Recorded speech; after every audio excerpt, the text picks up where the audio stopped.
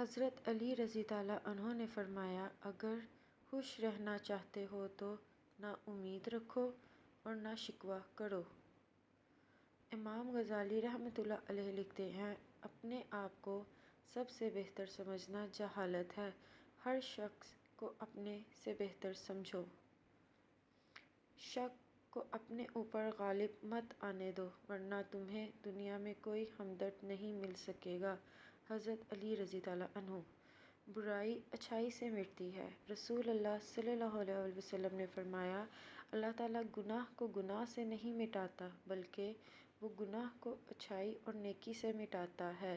آلودگی سے کبھی آلودگی دور نہیں ہوتی۔ حضرت محمد صلی اللہ علیہ وسلم نے ارشاد فرمایا، لوگوں کی نسلیں بیٹوں سے چلتی ہیں، میری نسل میری بیٹی فاطمۃ الزہرا سے چلے گی۔ اگر آنکھ کی بینائی ختم ہو جائے تو انسان رات اور دن میں فرق نہیں کر سکتا، اسی طرح اگر انسان دل کا اندھا ہو جائے تو وہ حق اور باطل میں فرق نہیں کر سکتا۔